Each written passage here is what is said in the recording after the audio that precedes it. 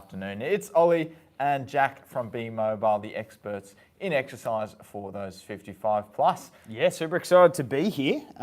We do a lot of live content on Facebook, definitely in our membership Facebook group, where we have a lot of people who watch along our Q&As there, but we wanted to do this to the public on YouTube because, you know, we're building a community on YouTube and we wanted to serve that community better.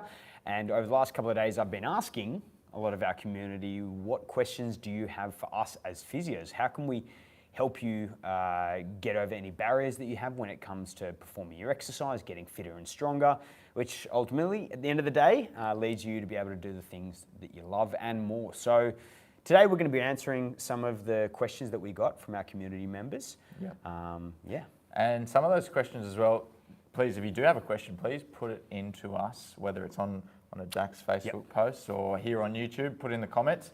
Let us know because it helps us to guide our content creation, the videos that we make, and also you might feature in one of these live videos. So we're excited. Now, just as a brief caveat, these are general recommendations that we'll be making. So if you do have any concerns, it's always best to check with an in-person healthcare practitioner or physio.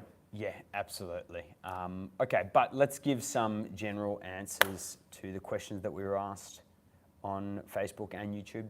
Lovely. Let's go for it. All right, let's kick things off. First one comes from Narelle. So Narelle asks, I'd love to know if there is any advantage or disadvantage to lifting weights, say a few times in a day between other household tasks, as opposed to doing straight sets with a couple of minutes rest in between. Example, I have kettlebells and may do 10 or so lifts, do some work or chores, then come back an hour or so later to do another 10.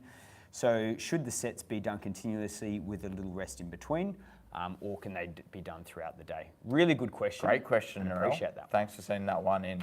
Now, well, we think the number one thing for you to do is getting the exercise done, plain and simple. So that's right. We're not too fussed whether you do all your sets at once or whether you're breaking it up throughout the day. The main thing is that you're getting in your exercise volume, in other words. Yeah, so what do we mean by exercise volume? So let's just say you've done 3 sets of 10 repetitions for a particular exercise. That's a total of 30 repetitions. Mm-hmm.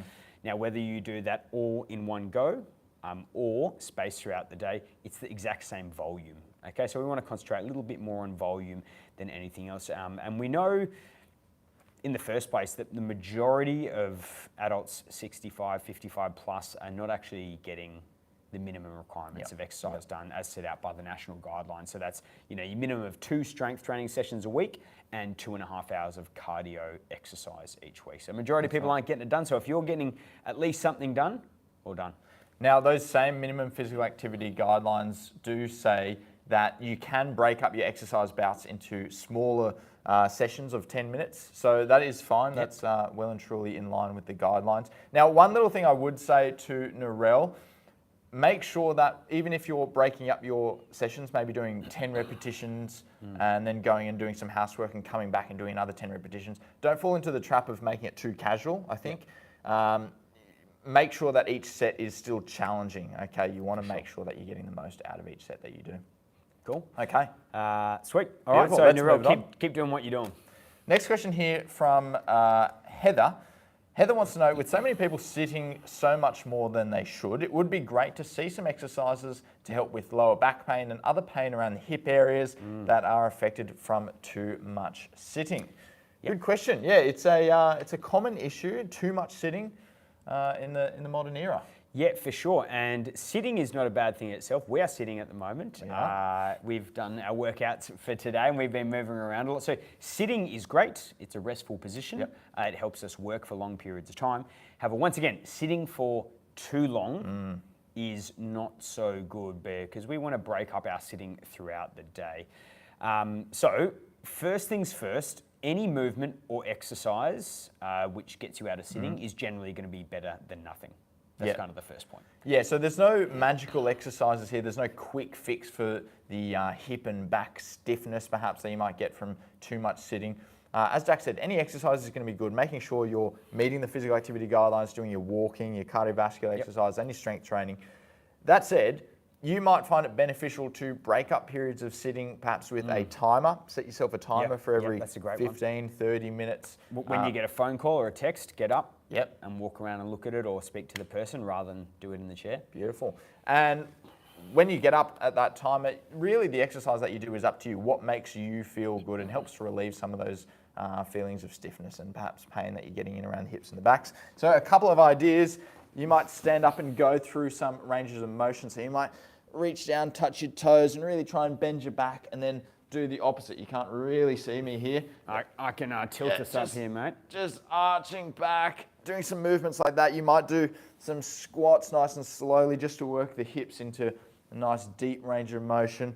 These sorts of movements, as I said, there's nothing special about them, but anything that makes you feel a little bit better is going to be good in conjunction with your regular physical activity and exercise routine. Yeah, and when it comes to the areas of the hips and the back, if you're doing strength training programs such as the ones we have online at Be Mobile, which do challenging movements like squats, deadlifts, pickups, all these types of things, you're going to be challenging those muscles and those joints, which will make them more resilient in the long run. Yeah, for sure. Okay, let's move on to our next question.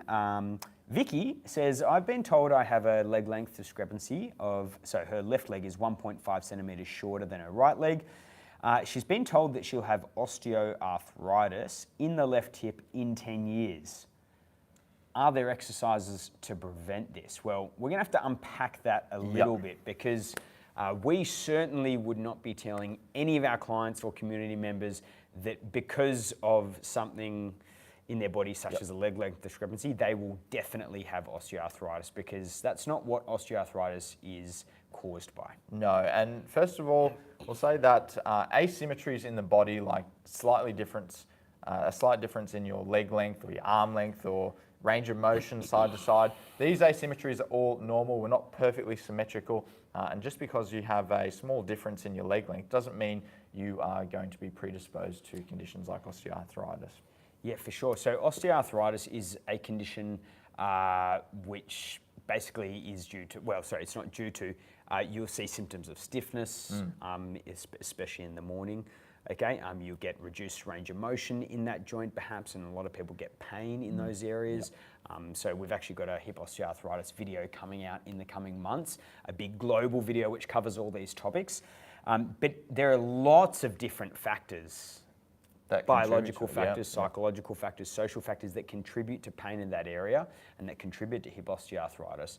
So, something such as a leg length discrepancy, it might not even be a factor at all.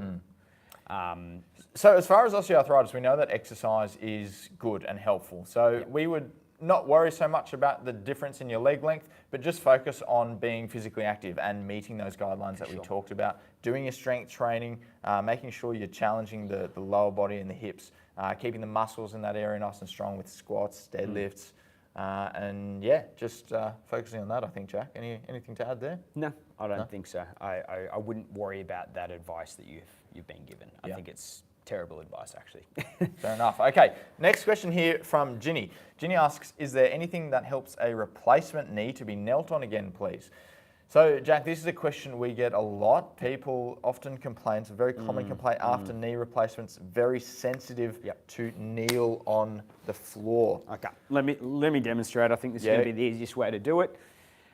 So there are some great exercises that you can do. There are some great things that you can use to make it easier. So when you have a knee replacement, obviously, a lot of people have sensitivity across the front of their knee. We see this all the time in clients. And when you're kneeling, especially on like a hard surface, like I'm under this carpet, we've got a cement block, so it's pretty hard here. So what we do and what we encourage all of our clients to do, even with the online workouts, is put a cushion under your knees if you're doing any exercises on the ground. So if I was doing knee push-ups on the bench, I would always encourage people to put something underneath their knees because it's bone or metal if you've had a replacement onto something else hard. Now, if you're not used to it at all and you've had a knee replacement recently but you've been given the all clear to kneel, you can stack a few cushions up to increase the softness underneath. I mean, these are kind of foam cushions, but you might have some softer cushions at home. Stack a couple up and just get used to doing exercises down on the ground here. A great one, Ollie, is the knee to stand and get up. Yeah, it's a great one. Where we get up from the floor and then kneel back down. And that just gets our knees used to that position. Yeah, now the other factor here is that after a knee replacement, or even if you have knee osteoarthritis, you can have reduced range of motion in your knee, which can make getting into any sort of kneeling position challenging just because the joint won't allow you to. So one other thing to practice is just building your tolerance into knee flexion or knee bending. So you might work on some resistance training, some full range of motion exercises like your squats or sit to stands, even that knee to standing get up variations of that.